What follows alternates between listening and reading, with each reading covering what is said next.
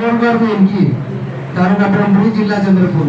माझं म्हणणं असं आहे की आपण सेवकाच्या मुलानं एखादी दुसऱ्या प्रजातीची मुलगी पळवून आणली तर तो मार्गाच्या लायकीचा आहे का?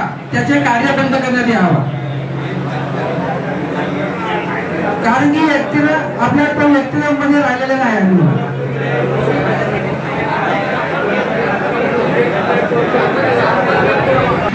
आणि समाजवाले तुम्ही का करतात? दुसऱ्या समाजाची मुलगी आली आणि त्यांच्या परिवाराने एक्सेप्ट केलं तर तुम्ही का कराल?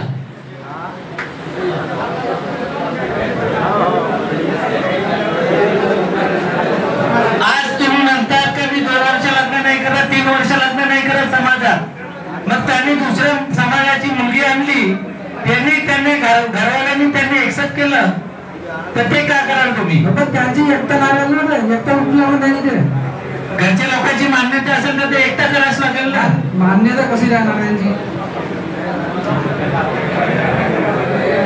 हॅलो, मी काय म्हणतो, जर एखाद्या सेवकाच्या मुलांनी दुसऱ्या समाजाची मुलगी मागितली त्याच्याबद्दल वाद नाही आहे कुणाचा. त्यांनी दुसऱ्या समाजाची मुलगी मागावी, रीतसर रीतिरिवाजप्रमाणे लग्न करावं आणि आपल्या संसारात घ्यावं. पण ही गोष्ट चुकीची आहे की कोणाची मुलगी तुम्ही पडवून आणता आणि तिला फिरवता आणि मग घरी आणता.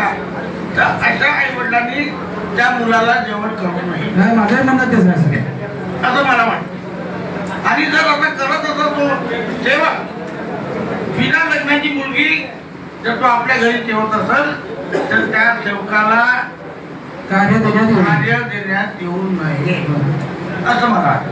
बरोबर आहे सर, माझं म्हणणं तेच आहे. म्हणून आणत नाही तर त्या आई वडिलांना म्हणा कोणाले बापू दे तुम्ही पोरगी हे जाणे आणि तू जाणे आपली बायको घे आणि लग्न राहिले का? बरोबर आहे सर. आणि त्याला पाहिजे असं की त्याला इस्टेटीचा वारसा तो मागेल ते बी देऊन टाकला. मग घेऊन त्याला इस्टेट